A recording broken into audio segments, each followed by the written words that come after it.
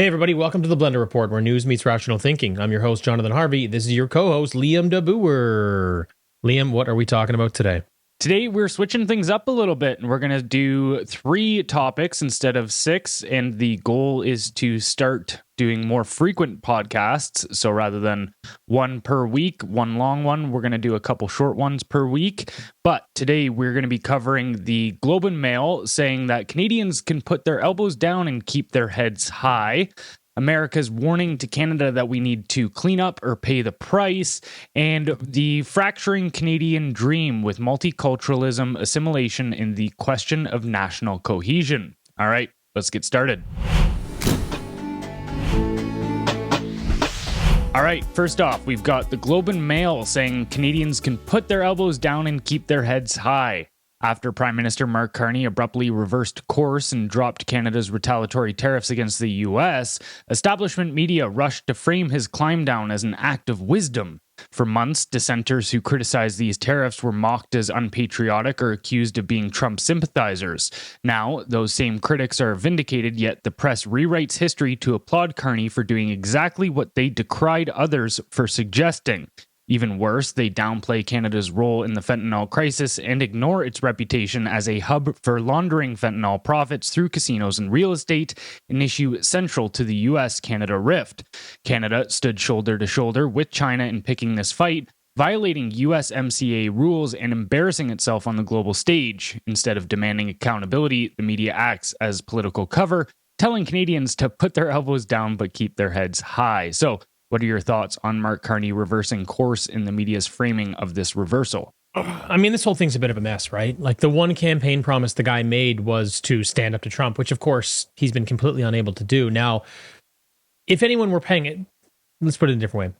If you were paying attention during the election cycle, and what I mean is paying attention to what's happening in Canada's economy and what the last 10 years looked like, you would have known this was the case. You'd have said, well, this guy says he's going to stand up to Trump. What cards does he have to play? Of course, the answer is none. We have nothing we can do. So, with the help of the media, he simply pulled the wool over Canadians' eyes. But it kind of reminds me of this Churchill quote, which is, the best argument against democracy is a 5-minute conversation with the average voter. So, I'm not surprised that it happened. Now, to the issue itself, Carney should have never started this mess. I think that he picked a fight he definitely couldn't win. He broke USMCA rules, which I know Trump did too, but it's one of those 2 wrongs don't make a right, especially when you're in a much worse position. And I think he honestly dragged Canada into China's corner. And that's why we've been having this conversation lately, not just us, but sort of the media and sort of independent media at scale is like, hey, we have to pick a side here. This should never be a decision we had to make. We shouldn't have been dragged into their corner whatsoever because we know, because the documentary you and I did, just how deeply embedded they are and how bad they are for this nation. So reversing course isn't really a brilliant strategic move. He's just kind of cleaning up his own mess. No, as for the media, they just continue to run preposterous interference. It's so frustrating for me watching these people do what they do. I mean, first they smeared you for being a traitor. If you challenged, the idea of standing up to Trump or putting your elbows up, you fucking nerds. But now they're praising Carney for doing the very same thing. And this is something you see constantly, right? You've seen it through COVID. The reason I like to point out COVID, I know it happens all the time and I know it happens in a lot of instances, but this is one that everybody it's so black and white. There were 10 things they said were the truth and that you had to toe the line and you'd be canceled if you didn't. And then they were all true. So they flipped the script on everything. And so this is just sort of a smaller version of the same thing, right? And because humans don't like to admit they're wrong, and because humans don't like to admit they're wrong, they kind of bought in hook, line, and sinker here, right? But I think this kind of really leaves the real issue out of the equation still, which is we never really had the firepower to fight back, which is the real problem, right? Because you can sit here and you can be frustrated with how Carney dealt with it. Oh, he said he was going to fight Trump and he's been unable to do it. Or, hey, he never should have fought Trump because we were in a bad position. But that's kind of the real story. If you're paying attention to how Canada was run over the last 10 years, that's the real issue. There was no good answer by the time Trump came knocking at the door. And people want to pretend that it's Trump. But ultimately, it's on us. We should be a strong, independent country to the best of our ability, which not only works well for Canadians, but then gives us firepower to push back against foreign interests. So for me, Carney was stuck between a rock and a hard place. The media ran cover for him. He made the wrong move, but that's how you win an election. I don't like him for it. I think it's frustrating. But also, you have to look at the Liberal administration over the last decade as to why we even got here.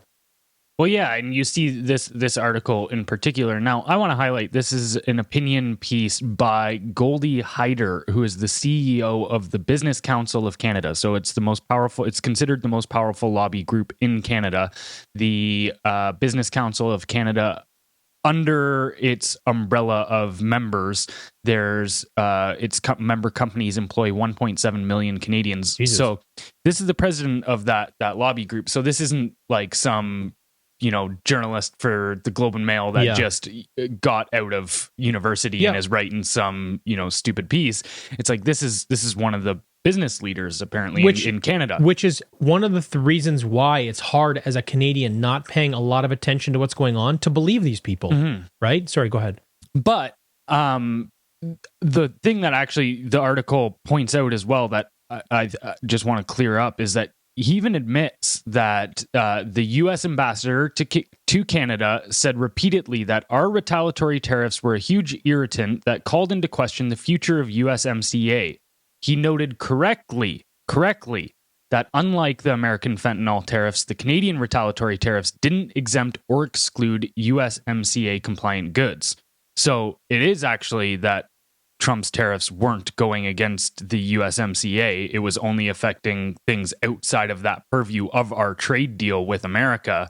But then Canada was like blanket tariffs. Yeah, he did. So initially he did blanket everything, and then he pulled back all the USMCA stuff. Okay. It was like within the first week to 10 days. And that's where that is one thing that I checked out at a certain point with these with the tariffs and getting into like the nitty gritty details, because every 3 days it was changing. And I was just like, I'm not digging into these deep documents every single day to figure out, okay, now it's this much on these products, and now these products. It was just insanity. But the complete gaslighting in this article, too, is the thing that I find most troubling. The aspect of even trying to frame it as this being a wise move, like backing off. No, the wise move was never doing it in the first place, never posturing like this in the first place, because this is actually worse than having done nothing in the immediate, because now you've just pissed them off and you're back to exactly where you were.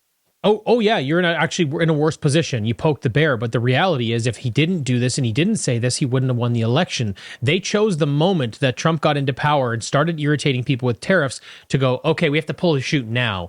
Because if we wait until October to call this election, we're definitely going to lose because Canada's economy is going to continue to crater. So that's what's more frustrating.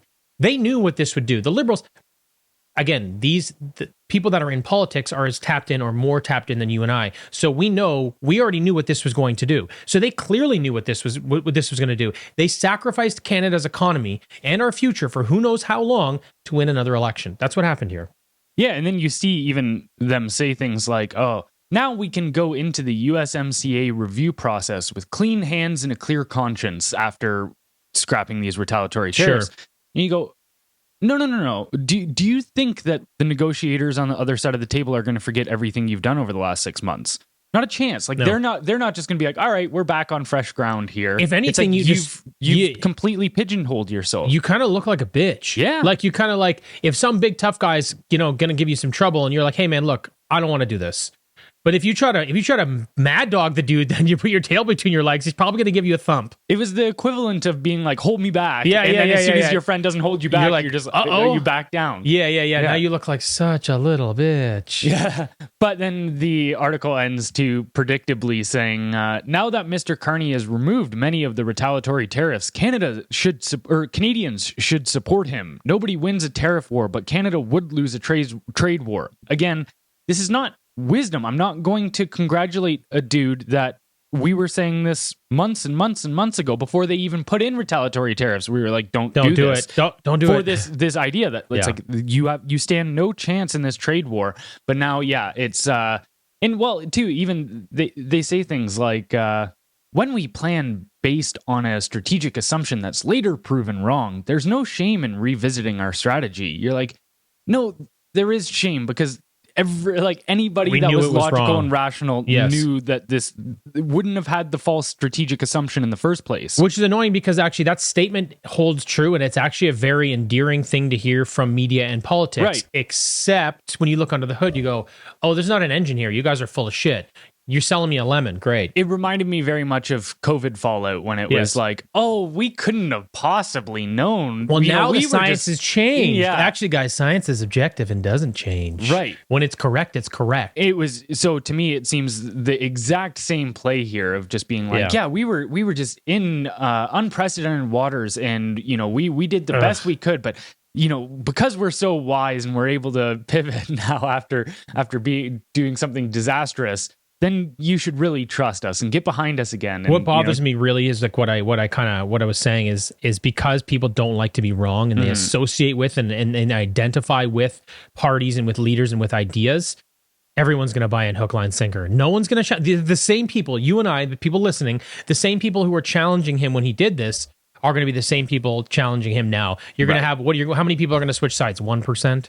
So it's like there's going to be no ripple effect, no positive change here. It's just going to be status quo, unfortunately.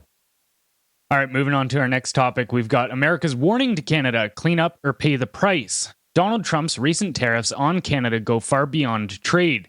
They signal Washington's deep frustration with Ottawa's failure to confront its role in the fentanyl crisis. The Falkland, BC Superlab illustrates the problem.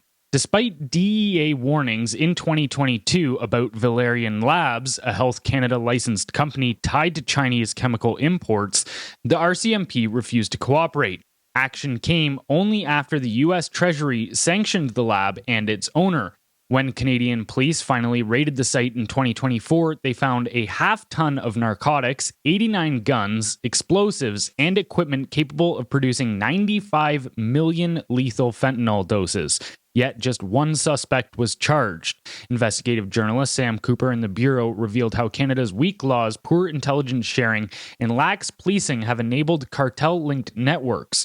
For Washington, this is a national security issue. The tariffs are a warning. Without reform, Canada risks losing America's trust. So, this builds on the last topic, but it goes to a deeper question about whether Trump's tariffs are primarily about economic leverage or just a blunt diplomatic warning, or maybe both. Yeah, they're both, right? In this particular capacity, it's acting as a blunt instrument. The Liberals enabled this crisis, essentially. That's wild that these people had a Health Canada license. That's mental. They had enough drugs to kill everyone in the country multiple times. It's insane. Where's the oversight here? Well, actually, let me dig into this deeper, because this was a piece that Sam Cooper did 2 or 3 days ago, and it is actually extremely disturbing. So yeah, the DEA comes to the RCMP in 2022 and says, hey, we've got intelligence that this company is taking in chemical precursors from China to make MDMA, fentanyl, methamphetamines, all of this kind of stuff.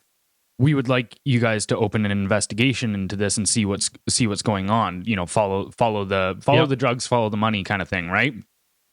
RCMP just said, nope, not going to do it.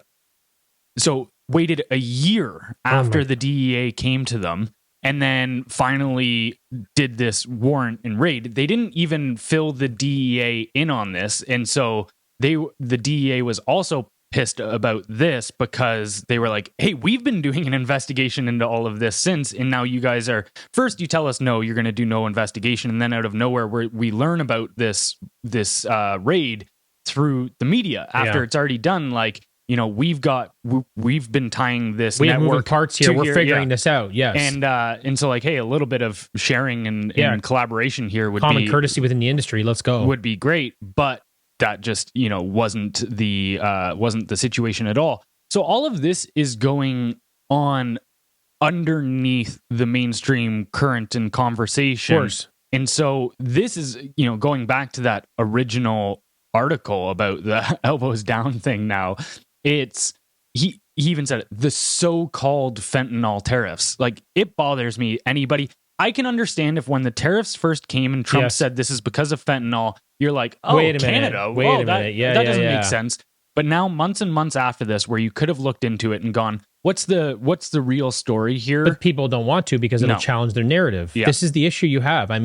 What's crazy to me when you're saying that is Do you think that the RCMP is simply not acting in the interest of the DEA in America because it's some egotistical pissing contest, or is our government so deeply intertwined with China and with sort of the organized criminals in this country that it's such a big part of industry that they have to sacrifice relationships with the US? Which maybe it's both. I don't know, because that's wild to me. I think it's corruption. Yeah, that's crazy. Yeah, like that's insane that's the case. I just can't. You know, when you think about it like that, then we're deeply compromised. If you're not willing to support, you know, a defense agency, military, police, whatever it may be, for your strongest ally, who is culturally aligned with you, to get in the middle of something that is killing millions of your citizens or millions of citizens around the world, you know, 100,000 a year in America, you know, 10-20,000 in Canada, whatever it may be, basically leading to a huge problem, then it's like, then your country's lost. How do you dig yourself out of this? So, I mean, this is punishment for negligence, of course. I mean, and when you think about it, there's really only two levers to pull, right? Kinetic or economic. Mm-hmm. So if I'm being honest, Canadians should be grateful that it's the economic one. But the subtext rather is super clear. Like, either clean up this fentanyl mess or we may face some sort of permanent fracture with the US. So, I mean, we'll see how this shakes out, but that's concerning. That for me I was kind of on the fence of being like, you know, which way does this go and why? But after kind of understanding a little more, you were telling me just right now with the RCMP refusing to actually take action for over a year, and now we're sort of coming to the conclusion it's more likely corruption. I don't see how we correct this. Well, I think this is what Trump's goal is with the tariffs, is to force Canada to bend the knee to him, is just be like, you're going to start making major concessions to me and start working with me in America hand in hand. Like, you know, we're reestablishing ourselves as the big player here, because even, again, going back to that original article, it highlights the fact that the only other nation other than Canada to try to impose retaliatory tariffs and go to economic war with America was China. Yes. And so, like, even imagine that, whether it's kinetic or economic, whether if there's a conflict breaking out and you start, like, let's say it's at a bar, and you start, even if nothing actually full on breaks out into a brawl, sure, you can see where people start lining up, and you're like, oh, you went and stood on behind that guy. Yeah. I thought you were my friend, but you actually went to go back up that guy. And so it's like, now that sends a whole signal, and it's like, okay, in this, you know, geopolitical game, it's like, now I have to deal with that. No, I agree. I mean, for me, my big question is, how much is there to shake loose, right? So you get in there and you think about it like you're digging underground to try to exterminate something, right? And then you get in there, you go, oh, I did not know how big this mess was now that I'm in here. Mm-hmm. We have to do X, Y, and Z. So right now Trump is like, hey, we're throwing tariffs at you. But what if this gets messy because of the how significant the financial interests and how deep the corruption runs within Canada and China, and how much vested interest there is and how intertwined it is with government. So it's like, hey, you think it's a little anthill, but then you get down there and you're like, it's a whole ecosystem. Right. And so now what do you have to do to shake that loose? How disturbing is that to organized crime, to the drug trade, to government, to politicians? Like, how does this mess clear itself up? I don't know. It looks like it's going to be a disaster. Hopefully it is, man. We got to kind of rip the Band-Aid off here and see how big a pile of shit we're in, to be honest. Well, and that is what's concerning, because you think about this, you go, okay, if you guys are ignoring the opportunity you essentially have somebody come to you and go, here's the thread, you just need to pull it. Yeah. And you don't have any interest in doing that investigation, then as the RCMP or the Canadian government, you can't tell me you have an accurate idea of what's actually going on in this country when it comes to the fentanyl labs and stuff.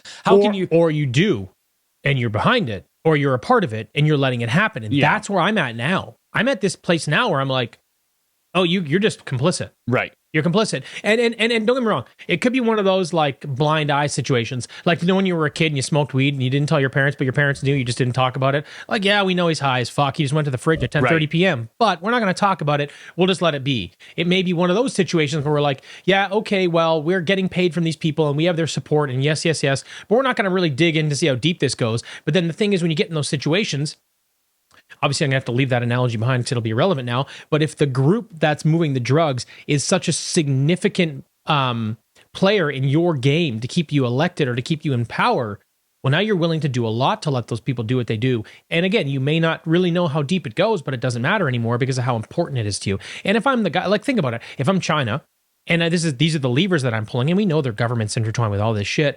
If that's what's happening, I'm going to make myself irreplaceable to these politicians. Like, oh, this is arbitrary, but I'm worth 1 million votes. I can do whatever I want. Because if you piss me off, then you get nothing. You're gone. You're not in power anymore. What's the most important thing to these people? Power and profit. So it's interesting, this is what I think's happening. I think this is how messed up this game is. And I think you're going to see a huge shakeup in political power if Trump gets his way through this strategy.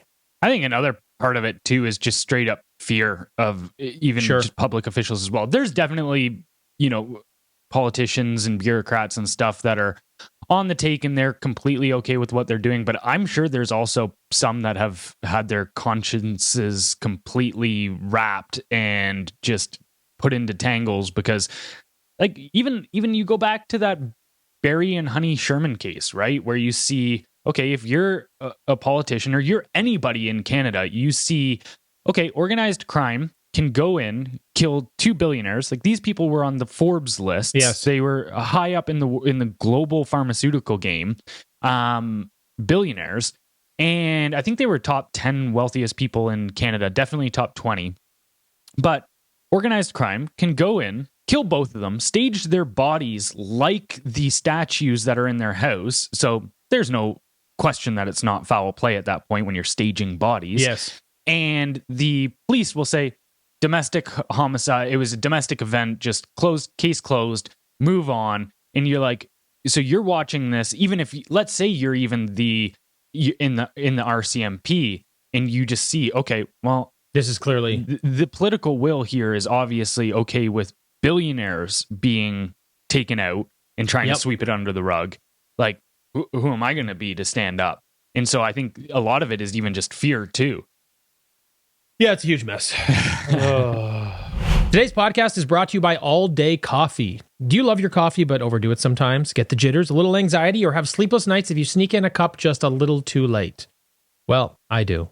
That's why we're excited to partner with All Day Coffee, a specialty roaster started by good friends of ours. They make great coffee with different caffeine levels. They have decaf, quarter calf, half calf, or full calf.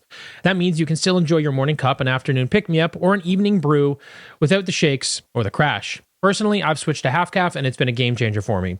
For a limited time, all new customers get 20% off and free shipping by using the code WELCOME20. That's WELCOME20. Try it now at alldaycoffee.co and see why I made the switch. All right, last topic for the day. We have got fracturing the Canadian dream, multiculturalism, assimilation, and the question of national cohesion. For decades, Canadians have been told that multiculturalism is their national strength, but new polling suggests the consensus is cracking. A Research Co. survey found that 66% of Canadians believe immigrants should adopt Canadian values to be welcomed into the country. With support spanning across partisan lines, 71% of Liberal voters, 72% of Conservatives, and 59% of NDP supporters. When asked whether Canada should resemble a melting pot or assimilation or a mosaic of preserved cultural differences, the country split almost evenly, with age playing a decisive role. Older Canadians lean towards assimilation, younger ones towards pluralism. Immigration levels also remain contentious. 41% want fewer newcomers, while 16% favor an increase. The deeper issue is identity itself. A once unifying multicultural narrative now leaves Canadians divided, questioning whether the country can maintain cohesion or if it is drifting towards a fragmented post-national experiment. So, can a country truly function as a post-national state, or is that just an elite fantasy? No, it's an elite fantasy. No nation has ever survived without a unifying identity. I mean, you and I say this in so many different ways, but, if you have people on a ship can only go in one direction. If there's enough people on a ship that want to go in one direction and another group of people that want to go another, what do you have? You have a real problem. Sharia law. Yeah. You have a war on the ship. People are going to start dying. You have mutinies. Things aren't going to go well. I think when you sort of strip away these shared values, you don't really get harmony. You get balkanization. So people think this is an experiment in progress, but it's really just a warning in real time. It's interesting. I think the narrative worked, and I think they could have continued with the narrative that multiculturalism is a strength, or that it's the fabric of the nation or whatever, if they kept immigration at a modest level. Like we were slowly losing the country, but not quickly enough to worry. And I think you could argue the assimilation argument was valid.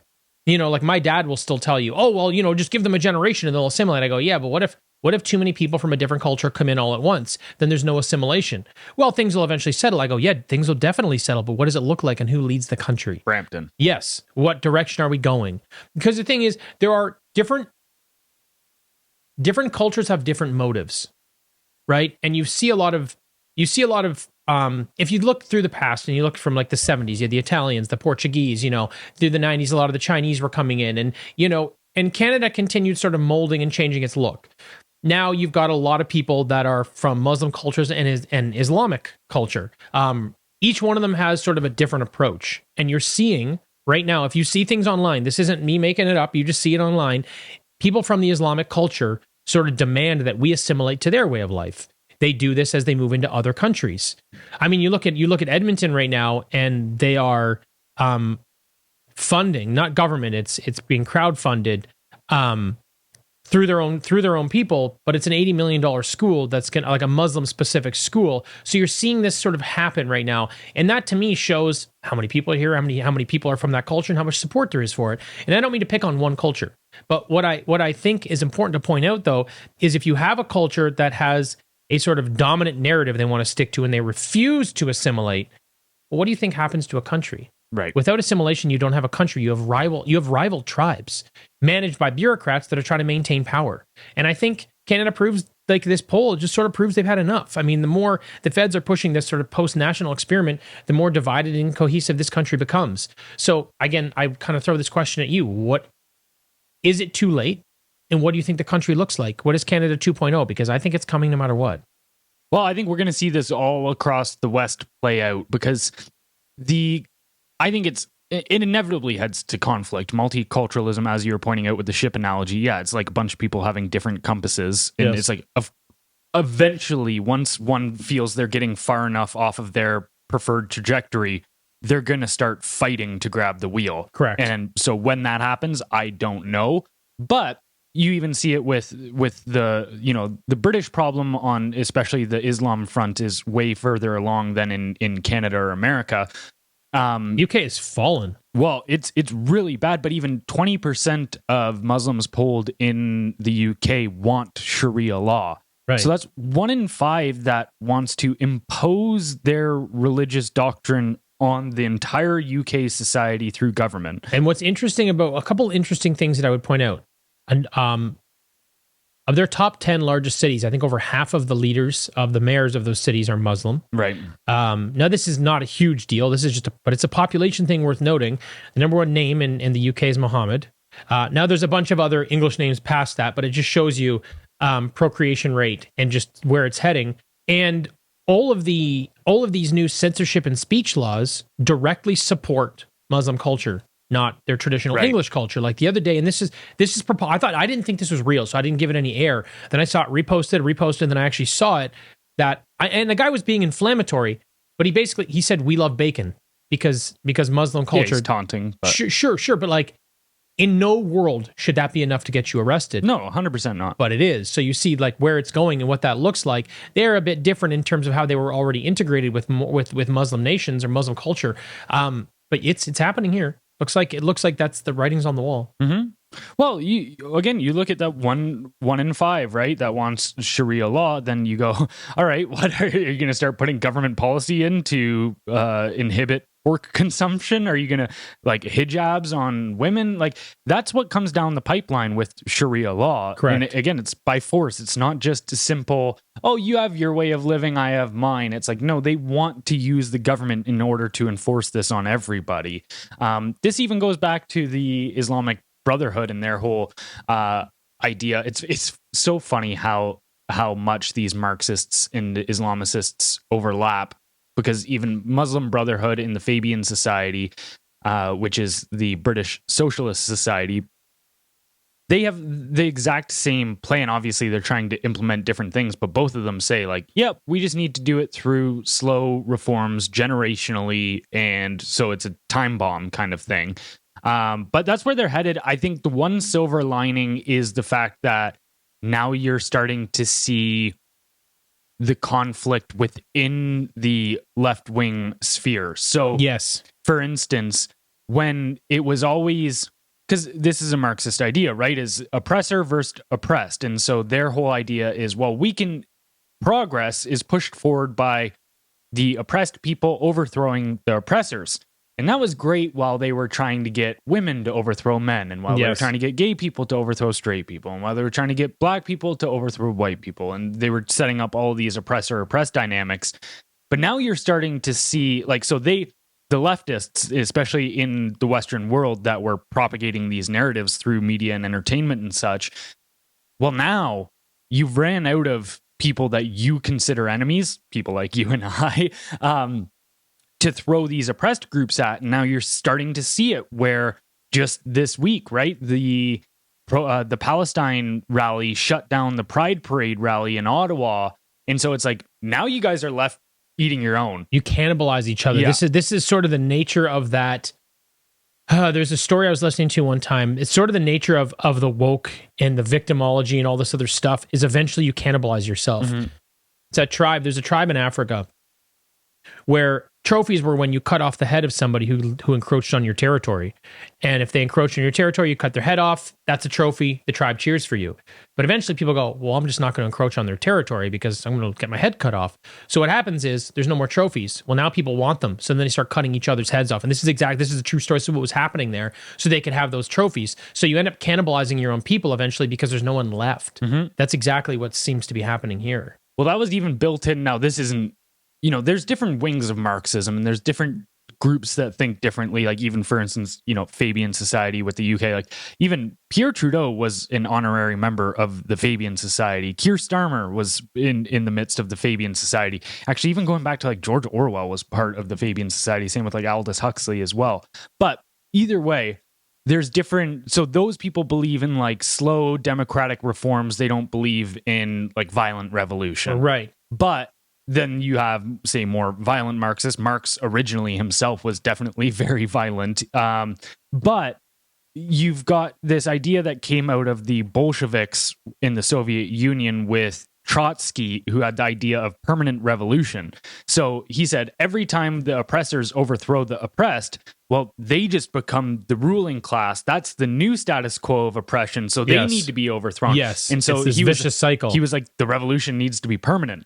And it just perpetual. Yes, just over and over and over same. and over. Yeah. So, I mean, we're starting to see. So, this goes to this idea. Well, maybe this is going to be the most effective push against this movement in the West, is the fact that now it's tearing itself apart.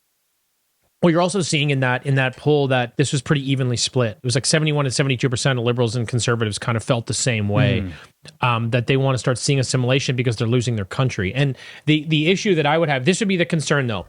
That's a positive that you're seeing this become a nonpartisan, but here's the problem. The older generation wants to see assimilation, the younger generation doesn't. Now, there's two reasons for that. The younger generation is idealistic and not really paying attention, but also the younger generation is full of immigrants as well. Right. So you got this issue now. You're like, okay, so this is why I'm wondering if it's already too late. This is what kind of led me to this thought process of going, okay, well, people are now pushing back, but if we have an aging society that wants to see assimilation and an upcoming generation that doesn't, well, the people that do are going to die off eventually. So what does that mean?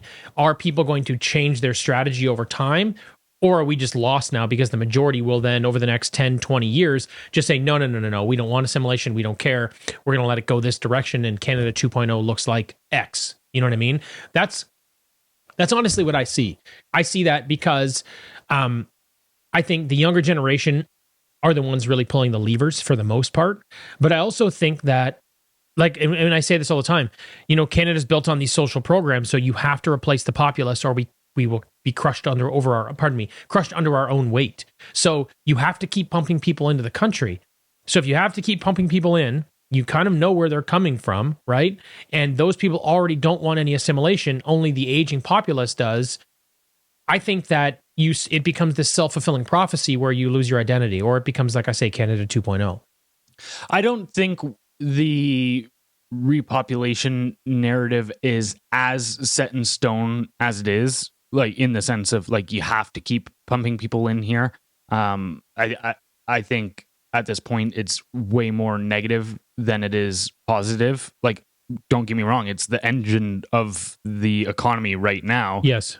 But even that, it's a fake economy in the sense where it's artificial. They're just using those numbers to pump up inflation so they can say our GDP is going. For now, they are. So I agree with what you're saying, but I think it's important to consider there's phases to it, right? You need the people to, for sure, they're doing it now because they're arbitrarily building up their GDP, but GDP per capita is diving. They're doing all these things, sure, but the thing is, now you have to build an economy. So it's like, if you build it, they will come. Well, they're just like, bring them first and then we build it. If there's enough people, the economy has to grow to support the people. So the way that I see it is that they're going to continue pumping people in and eating it in the short term, eating the costs of doing so in the short term so that they can have a larger population as the base funding these social programs over the next 5, 10, 20 years. Because if they don't pump in the population, it will fall apart. So it's kind of like this thing where they go, uh-oh, that's where we cross the line in 15 years. If we don't replace this many people at that point, this comes crashing down. What is the strategy for these social programs? How do we manage this based on the aging population and the fact that we live longer? They go, oh, well, we need to start pumping people in today. I know it's going to cost us money right now. And instead of 15 years, maybe that number shrinks down to 12 because of the economic output to support these people.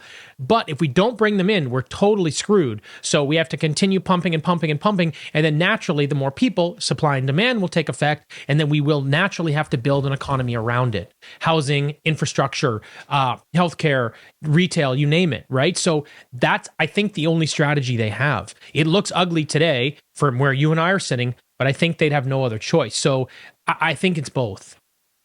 I think the most likely scenario out of this, and hey, there's multiple, and one thing in my mind is, the future is extremely unpredictable, especially in these crisis points. Don't know how it's going to shake out. But I think a very large possibility here is that, yeah, they do keep, especially under the current Liberal administration, they do keep pumping immigration in Canada. But I think what that's going to lead to is especially, well, we're already seeing it, infrastructure being overwhelmed, but then also economic collapse in terms of social programs and all of this kind of stuff. Because it's even right now, it was something like 50% of Syrian refugees are still on welfare programs. You go look at things like the Child Canada benefit. It's vastly skewed towards new immigrants. But so even the idea that they're, helping fund these social programs, it's right now, a lot of them are the biggest drawing off of them. Yes. But what I was going to say is, I think what ends up happening is, another 5 to 10 years of this, and they go, oh, we need to cut back on these. We were bringing these people in to fund the social programs, but now we realize that plan did not work. So we need to cut the social programs. And I think what you're going to see is mass exodus of people 5 to 10, 15 years from now, when the situation gets bad enough in Canada. The only people that stay are actually the people that really, or whether it was born and raised here, whether they have family ties here, and they immigrated here for family, that kind of thing, but actually are like deeply rooted in this country. I think those people stay, and they end up kind of with a pile of ashes that they have to rebuild from. Yeah, and look, like you said, like the further ahead you look into the future, the less predictable it is. If I tell you what I'm going to do tomorrow, you can be pretty sure that's what's going to happen. If I tell you what's going to happen next week, probably 85%. If I tell you next month, 50-50. If I tell you a year from now, ooh. Yeah. So you try to forecast 5, 10, 20 years. I understand it. And there's a reality that what you're saying is accurate, but they are bringing in a lot of people that are worker bees. They're bringing in a lot of people that are willing to take, low wage jobs right now. I think that they are hoping that there is a way to build an economy around the population moving in. Obviously, or they wouldn't be bringing them in, because otherwise it's just a burden with no benefit. So I do think that you're talking about, yes, they are the drain on our social programs, which is why I said, hey, if that 15-year mark is our break even, well, now it's 12 because of the delta on what you're losing to support these people for the next few years. Totally. But I think that's their bet. I think that their bet is what I'm saying, and it could very well go the way you're saying, but that's what it looks like is shaking out. And I think in the midst of all that, Canada 2.0 will rise from the ashes of whatever the hell it is now. And I think it'll look completely different. And to be quite honest with you, I don't think you and I are on the invite list. No, I think the last thing that I'll cap this off here though is I don't think the intention is just that they actually believe they're building a strong economy for the future. I believe their primary motive is, one, inflate asset prices with housing, and two, keep wages low through mass demand for job, and that's what it does. That's what it's currently doing for sure. So I think that's where the powers that be in Canada, the Carneys of the world, sure, I think that's the lens they're looking at it through. But then you have to create government dependency. Then there's got to be some value there, and it's how do you provide government dependency? Well, you're just printing money essentially and devaluing your own currency, your own assets. So look, it's a rigmarole we can continue to run through. I don't know. I do see two sides of it. I know we are divided. The future will tell us what it is. For now, all we can do is speculate. I just think it's psychopathic nature where it's just like, hey, if I'm profiting in the immediate short term, sure, I don't care about the medium long term. I also think that nations are run more like China without telling us. I think that there are people that are making sure the country runs for the next 60, 70 years without the changing of the political guard. I think that that's happening. Otherwise, you can't compete with countries like China. So I think that there is a game of chess happening behind the scenes anyway. But again, it's all kind of spec. So let's see. Either way. All right, well, time will tell. Before we get out of here, don't forget to head over to our Substack where you can sign up for our newsletter, which goes out 5 days a week. That's blendrnews.com, BLENDR news.com. You can also find all the sources for this story, and also leave us a comment. Let us know if you like the idea of doing shorter, more frequent podcasts, or whether you like the longer format, but we'll do some experimenting over the next couple weeks and see how everything shakes out. Bye, everybody.